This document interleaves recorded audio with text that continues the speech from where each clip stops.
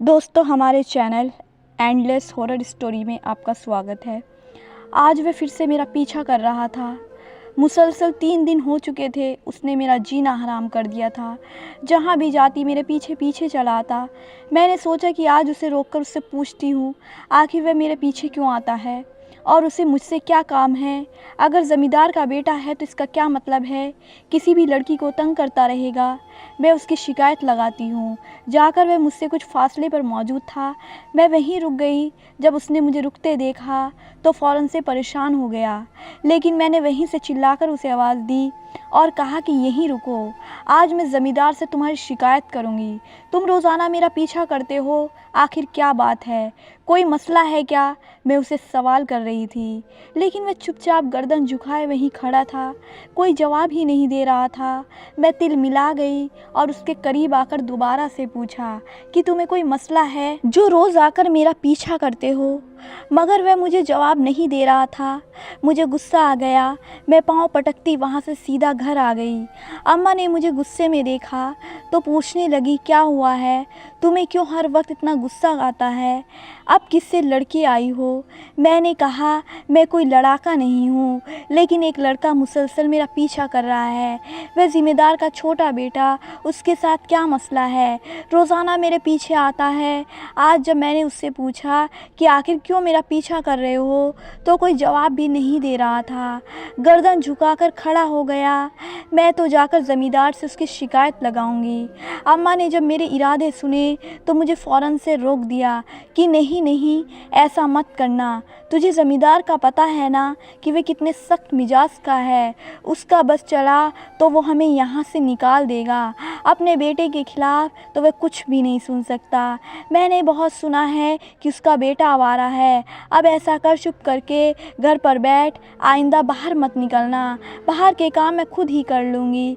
अम्मा के कहने पर मैं खामोशी से आकर अंदर बैठ गई। अब मैं सारी ज़िंदगी घर के अंदर तो बैठी नहीं रह सकती थी। किसी न किसी काम से घर से बाहर निकलना ही पड़ जाता था। उसके आवारापन की वजह से मुझे कितनी मुश्किल हो रही थी। मैं जानती थी कि ज़मींदार सख्त मिजाज है, लेकिन उसे बिल्कुल पसंद नहीं था कि कोई लड़कियों को छेड़े। वह अपने लोगों की बहुत मदद करता था। बस उसका बेटा उसका बहुत लाडला था। उसके 2 बेटे थे। पता नहीं अम्मा किस वाले की बात कर रही थी। मुझे तो छोटा बेटा परेशान करता था। उसके बड़े बेटे को मैंने आज तक नहीं देखा था। वह ज़्यादातर शहर में ही रहता था। मेरी सहेली गांव के दूसरे कोने पर रहती थी और कभी कभार मुझे उससे मिलने जाना पड़ता था। आज भी उससे मिलकर ही घर आ रही थी, तभी उसने मेरा पीछा करना शुरू कर दिया। अब तक मुझे गुस्सा आ रहा था। मैंने सफाई वगैरह करना शुरू कर दी। अम्मा ने थोड़ी देर बाद काम के लिए निकल जाना था। वह ज़मींदार की हवेली में ही साफ़ सफाई का काम करती थी। इसी काम की वजह से हमारा घर चल रहा था। मुझे अम्मा ने पाल पोस कर बड़ा किया था। मेरे अब्बा और अम्मा के बीच में बिल्कुल भी नहीं बनी थी, इसलिए अम्मा ने उनसे तलाक लेकर इस गांव में आकर रहना शुरू कर दिया। मैं उस वक्त सिर्फ 3 साल की थी। अपना सारा बचपन मैंने इसी गांव में गुजारा था। अब्बा कभी भी मुझसे मिलने के लिए नहीं आते थे। मैंने आज तक उन्हें कभी भी नहीं देखा था। बस उनकी कुछ तस्वीरें थी जो घर पर रखी हुई थी। अम्मा से तलाक के बाद अब्बा शहर चले गए और उड़ती उड़ती खबर मिली थी कि वहीं पर उन्होंने दूसरी शादी कर ली है। अम्मा ने कभी भी दूसरी शादी नहीं की। उन्हें शादी के नाम सुनकर ही चिढ़ हो जाती थी। लोग उन्हें समझाते थे कि एक रिश्ता अगर ठीक ना चले तो इसका मतलब ये नहीं है कि दूसरा भी ठीक ना होगा। लेकिन अम्मा ने सारी तवज्जो मेरी तरफ कर ली थी। रिश्तेदारों की बातों से तंग आकर अम्मा ने इस गाँव में रहना शुरू किया था। अम्मा और अब्बा का ख़ानदान एक ही था, इसलिए दोनों तरफ के रिश्तेदार तरह तरह की बातें किया करते थे। मेरे मामू वगैरह सब लोग शहर में रहते थे, कोई भी गांव में नहीं रहता था। अम्मा ने कभी भी किसी के आगे हाथ नहीं फैलाया, ना ही किसी से पैसे वगैरह मांगे थे। हमेशा खुद ही सब कुछ कमाकर मेरा ख्याल रखा। मैं गांव के स्कूल से ही पढ़ रही थी, अभी 10वीं जमात में थी। मुझे आगे पढ़ने का भी शौक़ था, लेकिन गाँव में सिर्फ स्कूल ही था, आगे कॉलेज नहीं बना हुआ था जिसमें पढ़ना होता था। वह शहर जाकर पढ़ता था। मैं एक सीधी सादी लड़की थी, बहुत जल्द दूसरों की बातों में आ जाती। गांव में मेरी बहुत सारी लड़कियों से दोस्ती थी, लेकिन मेरी बचपन की एक वाहिद दोस्त, उसका नाम इरम था। हम दोनों ने अपना बचपन एक साथ ही गुजारा था। उसके अब्बू की वफ़ात उसके बचपन में हो गई। उसकी अम्मा भी लोगों के घरों में कामकाज करके ही गुजारा कर रही थी। हम दोनों एक दूसरे का दर्द समझ सकते थे। बचपन में जब हमारी माएँ अपने अपने कामों पर चली जाती, तो हम दोनों स्कूल से वापस आकर एक नहर के किनारे चले जाते और वहीं बैठकर शाम तक खेलते रहते थे। अक्सर तो हमें भूख प्यास का अंदाज़ा भी नहीं होता था। शाम को अम्मा आती और हमें अपने साथ ले जाती। मैं जानती थी कि अम्मा काम करके थक जाती हैं, इसलिए बहुत जल्द ही मैंने घर के कामकाज में अम्मा का हाथ बटाना शुरू कर दिया। मैं पढ़ाई करने में अच्छी थी। मास्टर हमेशा मेरी तारीफ़ किया करते थे। अम्मा का ख़्याल था कि मैट्रिक करवाने के बाद वह मुझे सिलाई कढ़ाई का काम सिखा देंगी, ताकि मेरे हाथ में कोई हुनर आ जाए और आगे मुझे ज़िंदगी में मुश्किलात का सामना ना करना पड़े। अम्मा ने अपनी ज़िंदगी में पैसों की तंगी देखी थी, इसलिए हमेशा उनके दिमाग में एक ही बात रहती थी कि किसी तरह से हमारे पास ज़्यादा पैसे आ जाएं और वो घर की मुरम्म वगैरह करा लें, क्योंकि घर काफ़ी ज़्यादा ख़राब हो रहा था। बारिशों में छत टपकती थी। अम्मा का ख़्याल था कि कमाई ज़्यादा हो तो जल्दी से छत ठीक करवा लें, मगर कमाई का कोई ज़रिया तो नज़र नहीं आ रहा था। मैं खुद इस वक्त कम उम्र की थी, कोई कामकाज नहीं आता था, वरना कमाने में भी अम्मा का हाथ बटा देती। मुझे उम्मीद थी कि जल्द ही मैं इस काबिल हो जाऊंगी कि अम्मा का हाथ बटा सकूं और उनका सहारा बन जाऊं। वो जो सारी ज़िंदगी मेरे लिए मेहनत करती रही हैं, अब वक्त आ रहा था कि मैं उन्हें आराम दूं और ख़ुद कामकाज करूं। मगर जब इस बात का जिक्र मैंने अम्मा से किया तो वे फ़ौरन मुझसे नाराज़ हो गईं और बोली, तुम बस अपनी पढ़ाई पर ध्यान दो, तुम्हें ज़्यादा सोचने की ज़रूरत नहीं है। अभी मैं ज़िंदा हूँ, कितने लाड प्यार से मैंने तुम्हें पाला है और तुम होकर ऐसी बातें कर रही हो। ये बात करने से पहले मुझे बिल्कुल भी इस बात का अंदाज़ा नहीं था कि अम्मा मुझसे इतना ज़्यादा खफा हो जाएंगी, इसलिए मैं खामोश हो गई। शायद अम्मा ठीक ही कह रही थी, मुझे अभी सिर्फ अपनी पढ़ाई पर ध्यान देना चाहिए। जब काम करने का वक्त आएगा तो मैं खुद बेखुद करने लग जाऊंगी और अम्मा मुझे रोकेंगी भी नहीं। यही सोचकर मैंने अपना ध्यान पढ़ाई पर लगाना शुरू कर दिया। वैसे भी मेरे पढ़ने के दिन थे, इसलिए मैंने दोबारा से बात नहीं की, लेकिन मसला ये था कि आगे पढ़ाई का कोई ज़रिया नहीं था। मेरे इम्तिहान ख़त्म हुए तो अम्मा ने मुझे घर के कामकाज सिखाना शुरू कर दिए और साथ ही साथ मेरी शादी के लिए पैसा भी जमा शुरू कर दिया। वे चाहती थी कि जल्द से जल्द मेरी एक अच्छी जगह पर शादी कर दी जाए।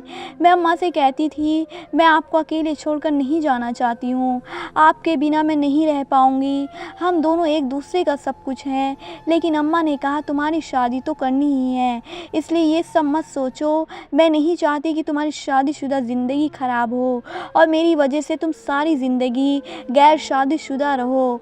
उन्होंने रिश्ते भी ढूंढना शुरू कर दिए। एक दिन हमारे गांव में एक बहुत ही अमीर औरत आई। हम सब बहुत ही शौक़ से उसे देख रहे थे। वह सब जायज़ा ले रही थी। एक दो लोगों के घरों में भी गई, फिर हमारे घर पर आई। उसने अम्मा से कहा कि दरअसल मैं अपने बेटे के लिए रिश्ता ढूंढ रही हूँ। मैं चाहती हूँ कि किसी अच्छी और सीधी सादी लड़की से अपने बेटे का रिश्ता तय कर दूँ। शहर की लड़कियाँ मुझे पसंद नहीं हैं, इसलिए इतनी दूर गांव में आई हूँ।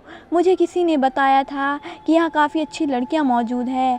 आपकी बेटी मुझे ज़्यादा पसंद आई है। अगर आप कहें तो मैं रिश्ते की बात चलाती हूँ, हमारे बारे में तसल्ली से तहकीकात करवा लें।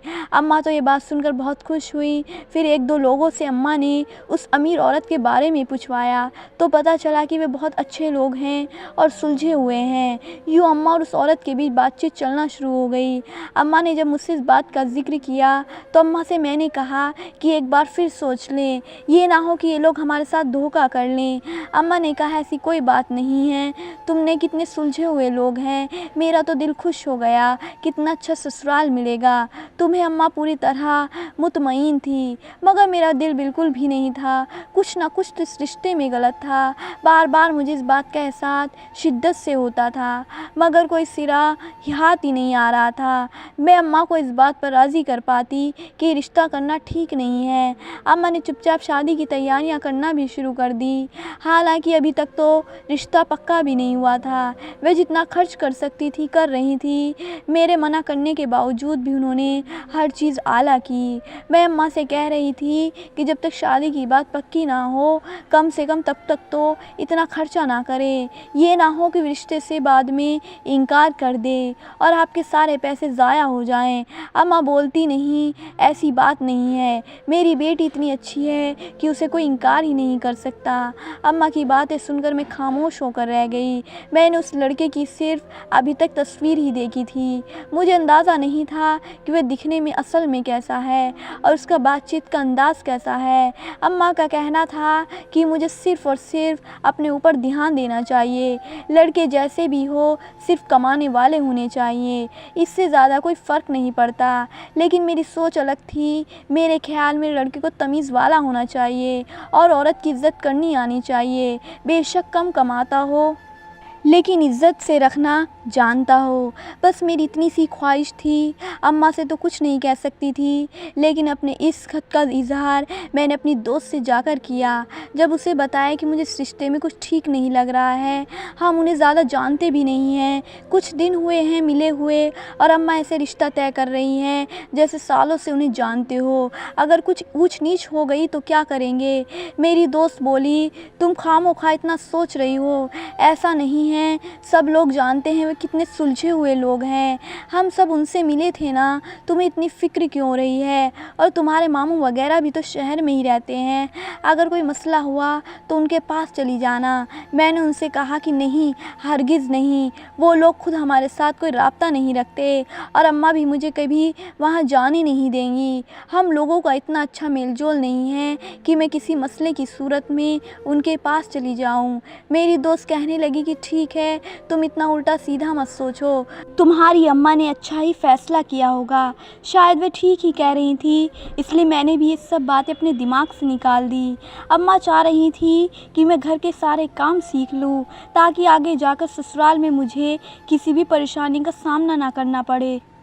उन्होंने मुझे सिलाई वगैरह भी सिखा दी। एक दिन ज़मींदार के घर पर कामकाज के लिए गई हुई थी तो पीछे से मेरी सहेली मेरे पास आ गई और मुझसे कहने लगी कि चलो हम दोनों पास के बाज़ार में जाते हैं, वहाँ जाकर कुछ ख़रीदारी कर लेंगे।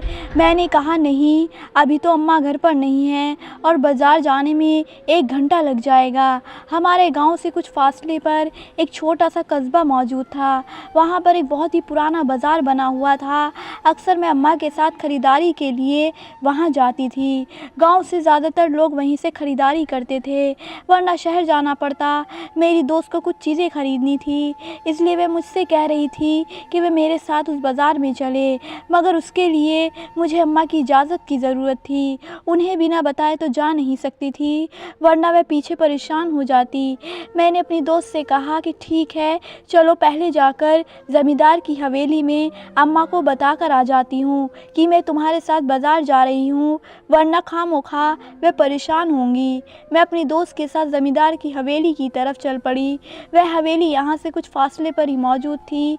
मेरी अम्मा गांव के दूसरे लोगों के साथ साथ ज़मींदार की हवेली में भी कामकाज किया करती थी, मगर मेरा उस तरफ जाना बहुत ही कम होता था। हम दोनों 5 मिनट का फासला तय करके उस हवेली के बाहर पहुँचे तो वहाँ पर मौजूद रामू काका से मैंने कहा कि काका, मेरी अम्मा कहाँ हैं? उन्हें मुझे इशारा किया कि अंदर है, तुम अंदर चली जाओ। मैं अंदर आई तो देखा अम्मा सामने ही मुलाज के साथ कामकाज करवा रही थी। हवेली में शायद कोई तकरीब होने वाली थी, इसलिए खूब तैयारियां चल रही थी। अम्मा ने मुझे वहाँ देखा तो परेशान हो गई, क्योंकि मैं यहाँ तो आती ही नहीं थी। मैंने अम्मा से कहा, परेशान मत हो, दरअसल मैं आपसे इजाज़त लेने आई हूँ। मैं बाज़ार जा रही हूँ, अकेली नहीं हूँ, दोस्त मेरे साथ है। अगर आप इजाज़त दें तो मैं उसके साथ बाज़ार चली जाऊँ। अम्मा ने कहा ठीक है चली जाओ, लेकिन ध्यान से जाना, ये ना हो कि कहीं गुम हो जाओ। फिर मेरी दोस्त को देखकर बोली, तुम्हें पता है ना कि इसे ज़्यादा बाहर जाने की आदत नहीं है, तो तुम इसका ध्यान रखना और ज़्यादा देर मत लगाना, जल्दी वापस आ जाना, मैं इंतज़ार करूँगी। मैंने अम्मा से कहा, फ़िक्र ना करें, हम जल्दी वापस आ जाएंगे, बस इसे कुछ चीज़ें लेनी हैं। ये कहकर मैं अपनी दोस्त के साथ हवेली से बाहर निकल गई। अभी हवेली के दरवाजे से बाहर ही निकली थी कि मुझे अपने सामने एक नौजवान खड़ा नज़र आया। वह यूँ हमारे सामने अचानक से आ गया कि मैं चौंक कर रह गई। कितना बुरा लग रहा था कि कोई किसी के सामने इस तरह से अचानक आ जाए। वह जानबूझकर आया है, मगर फिर भी उसने मुझे नज़रअंदाज किया और एक तरफ से गुजर कर जाने लगी। लेकिन वह फ़ौरन से दोबारा सामने आ गया। मेरी दोस्त भी समझ गई कि वह जानबूझकर इस तरह का कर रहा है, इसलिए सख्त लहजे में बोली कि ये क्या बदतमीज़ी है, यूँ हमारा रास्ता क्यों रोक रहे हो। वह जानती थी कि मैं कुछ नहीं बोलूँगी, इसलिए मेरी जगह वही बोल रही थी। वो लड़का कहने लगा, मैंने आपका रास्ता थोड़ी रोका है, फिर एक साइड पर हो गया। हम दोनों वहाँ से निकल आए। पूरा रास्ता मैं उसके ऊपर गुस्सा करती रही कि ना जाने कौन था। मेरी दोस्त ने बताया कि वह ज़मींदार का सबसे छोटा बेटा है। वैसे तो किसी लड़की का रास्ता नहीं रोकता, लेकिन आज पता नहीं क्यों उसने ऐसा किया, लेकिन बहुत ही गलत हरकत थी। हम दोनों जो खुशी खुशी बाज़ार जा रहे थे, हमारी सारी खुशी मलिया मैट हो गई। मैंने दोस्त से कहा कि यार छोड़ो, बाज़ार किसी और दिन चले जाएंगे, मैं घर जा रही हूँ। उसने देखा मेरा मुँह ठीक नहीं है तो ज़बरदस्ती नहीं की और मुझे घर जाने दिया। घर आकर भी पूरा टाइम मुझे गुस्सा चढ़ा रहा कि कैसा इंसान है, उसके अंदर तमीज़ भी नहीं है। अगर ज़मींदार का बेटा है तो इस बात का क्या मतलब है कि लड़कियों के रास्ते में आएगा। अम्मा जल्दी वापस आ गई थी। मुझे घर पर देखकर बोली, तुम लोग बाज़ार नहीं गए? मैंने कहा नहीं, बस हमने अपना इरादा बदल दिया। अगले दिन मुझे किसी काम से हवेली के पास बने एक घर में आना पड़ा। वहाँ अम्मा की एक पुरानी जानने वाली औरत रहती थी, उसे कुछ काम था। मैं वापस घर आने के लिए मुड़ी तो देखा दोबारा से मेरा रास्ता रोके वही उस दिन वाला लड़का खड़ा था। उसे देखकर मुझे बहुत गुस्सा आया और मैं परेशान भी हो गई, क्योंकि कल तो मैं अपनी दोस्त के साथ भी थी मगर आज अकेली थी। इसलिए मैंने सख्त लहज़ा अपनाया और उससे कहा कि यहाँ से हट जाओ, मेरे रास्ते में क्यों आ रहे हो। वह चुपचाप साइड पर हो गया। मैं तिलमिलाती हुई घर पहुँची। अम्मा ने मुझे गुस्से में देखा तो पूछने लगी, क्या हुआ, आजकल गुस्सा तुम्हारी नाक पर चढ़ा रहता है, कोई मसला है तो मुझे बताओ। मैंने अम्मा से कहा कि नहीं, बस ज़मींदार का बेटा मुझे तंग कर रहा है, बार बार मेरे रास्ते में आ रहा है। यह कोई तरीका थोड़ी होता है कि मेरा रास्ता रोके। अम्मा परेशान हो गई और बोली, तुम्हारा तो रिश्ता होने वाला है, अगर गाँव में किसी ने उसे इस तरह से रास्ते रोक के देख लिया तो मसला हो जाएगा। देख तू ऐसा कर, घर पर ही ठहर जा, बाहर मत निकल और उसे मुंह मत लगाना, वो ज़मींदार का बहुत ही लाडला है। मैंने अम्मा से कहा कि मैं इस तरह चुपचाप घर पर बैठ जाऊं, अगर वह ज़मींदार का लाडला है तो मैं क्या करूं। मगर अम्मा ने मुझे समझा बुझाकर ठंडा कर दिया और कहा कि इतना गुस्सा मत किया करो, हो सकता है कि वैसे ही उसने रास्ता रोका हो, वैसे ही इस तरह की हरकतें करता तो नहीं, लेकिन फिर भी एहतियात से काम लेना चाहिए। जब तक तेरा रिश्ता नहीं हो जाता तब तक तू घर से बाहर मत निकलना। मुझे ये सुनकर गुस्सा आया कि मैं उसकी वजह से अपने घर से बाहर भी निकल नहीं सकती, लेकिन अम्मा की बात भी ठीक थी। इस रिश्ते में किसी तरह का मसला हो जाता तो सब गाँव वालों की नज़रों में मैं बदनाम हो जाती और शायद फिर दोबारा कोई मुझे अपना रिश्ता ना देता। हमारे गाँव में यही सब होता था, ज़रा सी बात का बतंगड़ बन जाता था और फिर अगले इंसान को इतना बदनाम किया जाता था कि उसके पास मुंह छिपाने की कोई जगह ना रहती और मैं ऐसी कोई भी बदनामी सह ना सकती थी, वरना गांव वाले मुझे और अम्मा को इस गांव में रहने ना देते, यहाँ से बाहर निकाल देते और हमारे पास कोई और ठिकाना ना था कि हम जहाँ जाकर पनाह लेते। इसलिए मुझे बहुत ही एहतियात से काम लेना था। कुछ दिन बाद वह अमीर औरत दोबारा से हमारे घर पर आई। उसने कहा कि हम जल्द से जल्द ये रिश्ता पक्का करना चाहते हैं और छोटी सी मंगनी का ऐलान करना चाहते हैं। अम्मा ये सुनकर बहुत ज़्यादा खुश हो गई, उन्हें वैसे भी इस रिश्ते में बहुत उम्मीद थी। अब वह औरत साफ साफ हाँ बोल रही थी तो खुशी तो बनती थी। पूरे गाँव में मिठाई वगैरह बाँटी गई। हवेली में भी अम्मा ने मिठाई भिजवाई। मुझे लगा कि अब हवेली में सबको पता चल गया होगा कि मेरा रिश्ता पक्का हो चुका है तो वह लड़का मेरे रास्ते में नहीं आएगा। मैं आसानी से अब घर से बाहर निकल सकती हूँ। जब यही बात मैंने अम्मा से कही तो अम्मा ने कहा, हाँ ये बात सही है, अब तुम्हारा रिश्ता पक्का हो गया है, पूरे गांव को इस बात का पता है, कोई तुम्हारे ऊपर उंगली नहीं उठा सकेगा और ना ही वे लड़का तुम्हारा रास्ता रोकेगा। अगर उसने दोबारा ऐसा किया तो हम ज़मींदार के पास जाकर खुद बात करेंगे। अम्मा की तसल्ली देने पर मुझे भी तसल्ली हो गई। एक दिन मैं अपनी दोस्त के घर किसी काम से गई तो वापसी पर दोबारा से उसी लड़के से मैं टकरा गई। वह मेरा पीछा किए जा रहा था, मुझे बहुत बुरा लग रहा था, लेकिन मैं क्या करती, चुपचाप वह मेरे पीछे पीछे आ रहा था। एक सुनसान जगह पर जाकर मैं रुक गई और मैंने मुड़कर उससे पूछा कि तुम्हारे साथ क्या मसला है, मेरा पीछा क्यों करते रहते हो। लेकिन वह मुझे कोई जवाब ही नहीं दे रहा था। बार बार पूछने पर भी उसने मुझे कोई जवाब नहीं दिया।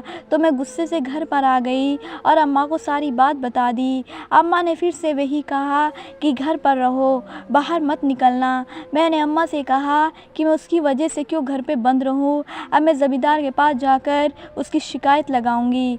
आपने भी कहा था कि अगर वह दोबारा रास्ते में आया तो ज़मींदार से उसकी शिकायत करेंगे। मगर अम्मा फ़ौरन परेशान हो गई और कहने लगी, नहीं ऐसा मत करना। वह तो मैंने ऐसे ही कह दिया था, लेकिन ज़मींदार बहुत ज़्यादा नाराज़ हो जाएंगे और अपने बेटे पर तो कोई इल्ज़ाम बर्दाश्त नहीं करेंगे।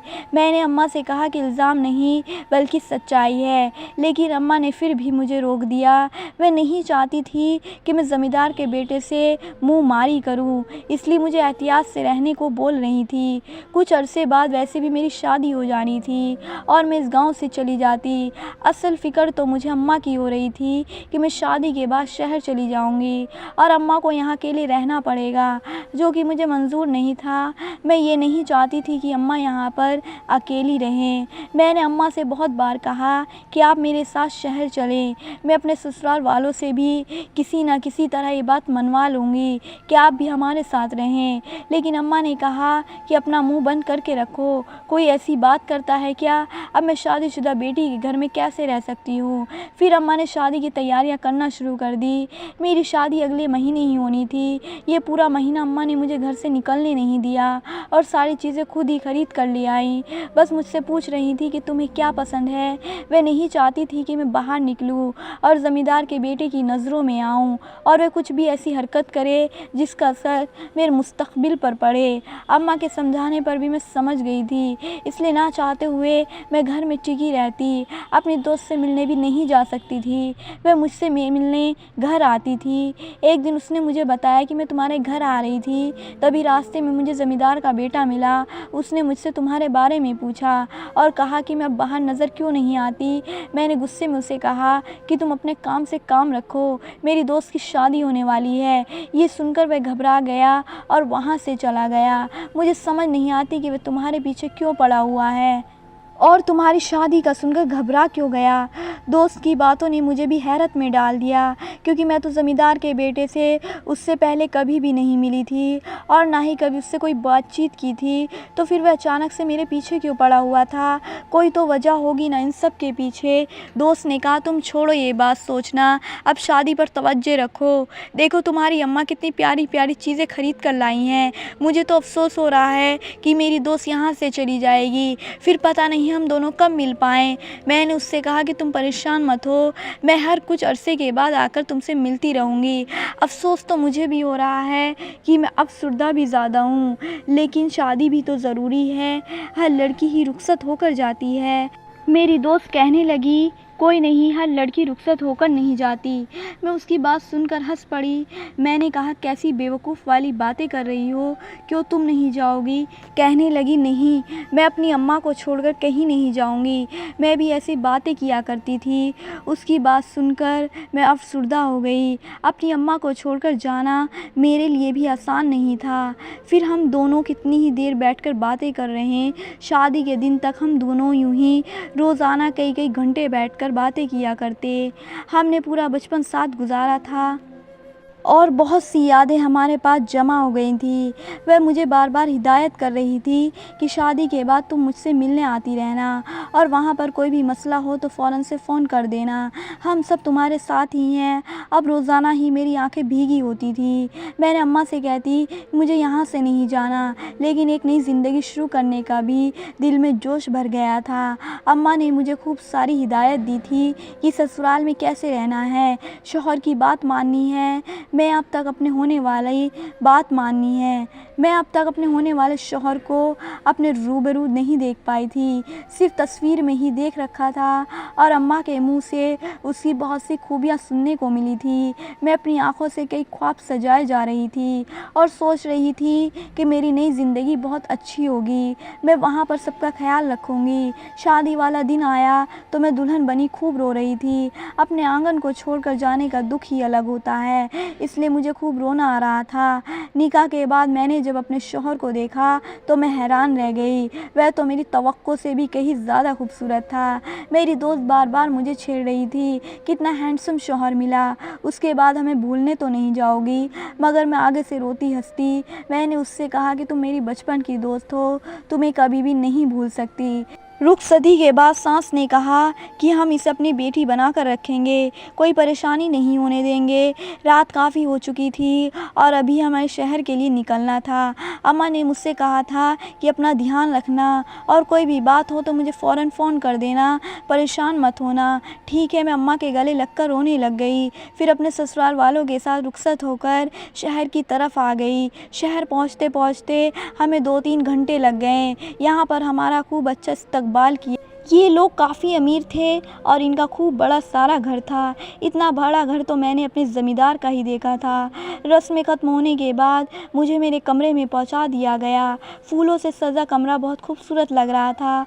मैं इधर उधर का जायज़ा लेने लगी। काफ़ी थक भी गई थी क्योंकि इतना लंबा सफ़र तय करके जो आई थी। ज़िंदगी में मैंने कभी भी इतना लंबा सफ़र तय नहीं किया था। शहर कभी भी आना जाना नहीं रहा। पूरी ज़िंदगी गाँव में ही काटी थी, इसलिए शहर आकर बहुत ही अलग महसूस हो रहा था। मैं बेड से टेक लगाकर बैठ गई। कमरे में एसी चल रहा था, उसकी ठंडक की वजह से मुझे हल्की हल्की सर्दी लग रही थी। थोड़े इंतज़ार के बाद कमरे का दरवाज़ा खुला। मैं सीधी होकर बैठ गई। मेरे शौहर अंदर आए और मेरे पास बैठकर धीरे से सलाम किया। मेरी तो आवाज़ ही नहीं निकल रही थी कि सलाम का जवाब भी दूँ, मगर धीरे से जवाब दे दिया। ये मेरी नई ज़िंदगी की शुरुआत थी, मगर बहुत ही अजीब हुआ जब मेरे शौहर ने मेरे सामने मिठाई लाकर रख दी और कहा कि ये लो, इसे खाओ। मैंने चुपचाप उसकी तरफ देखा। मुझे मिठाई कुछ खास पसंद नहीं थी, इसलिए मैंने मना करना चाहा, मगर ज़बरदस्ती मेरे शौहर ने मेरे मुंह में मिठाई डाल दी। मुझे उसकी ये हरकत अच्छी तो नहीं लगी, मगर मैं नई नवेली दुल्हन थी, इसलिए खामोशी से खा ली। थोड़ी देर बाद ही मुझे अजीब सा महसूस होने लगा। आसपास कुछ समझ नहीं आ रहा था, अजीब सा सुरूर छा रहा था मुझ पर। मैं अपनी आवाज़ खो रही थी। थोड़ी ही देर गुजरी थी कि मेरा शौहर मुझे सामने बैठा ठीक से नज़र नहीं आ रहा था। मेरे जिस्म पर कमज़ोरी छा रही थी। फिर कब मैं गहरी नींद में चली गई, मुझे पता ही ना चला। अगली सुबह मेरी आँख मामूली से बहुत देर से खुली, वरना मैं सुबह जल्दी उठने की आदी थी। मैं जब उठी तो मेरा सिर चकरा रहा था और हर चीज़ धुंधली नज़र आ रही थी। पूरा जिस्म दर्द कर रहा था। मेरे साथ ये सब क्या हो रहा है, मैं हैरान हो रही थी। आज ससुराल में पहला दिन था और पहले ही दिन मेरी हालत इतनी ख़राब हो रही थी और मैं इतनी देर से उठी थी।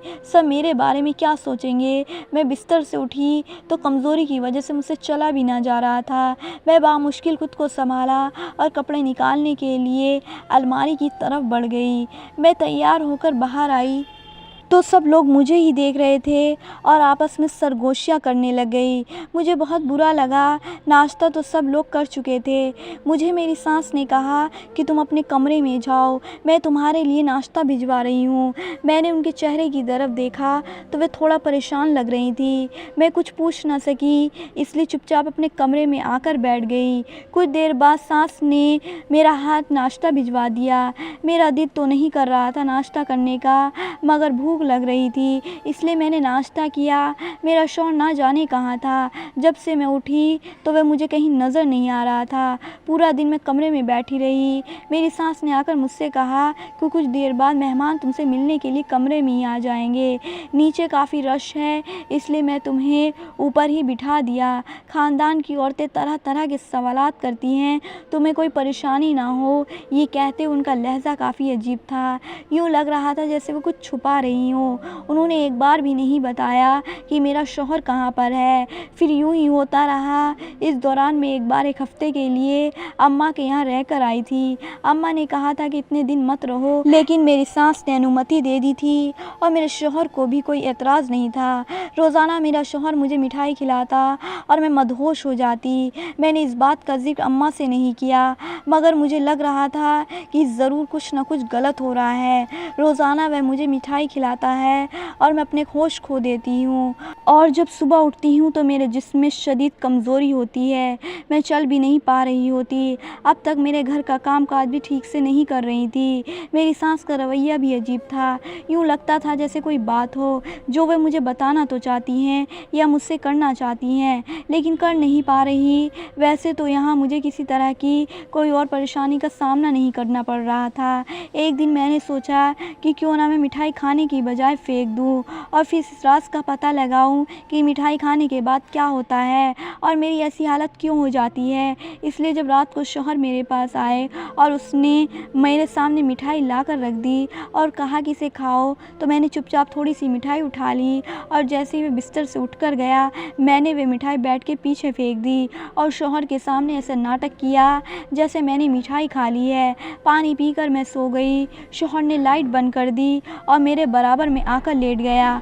काफ़ी देर हो गई मुझे आंखें बंद किए लेटे हुए, लेकिन कुछ भी नहीं हो रहा था। फिर आधी रात के वक्त अचानक से मेरी आँख खुली और जब मैंने अपने आसपास देखा तो मेरी चीख निकल गई, क्योंकि वहाँ तो मेरे शौहर के रूप में एक ख्वाजा सरा था।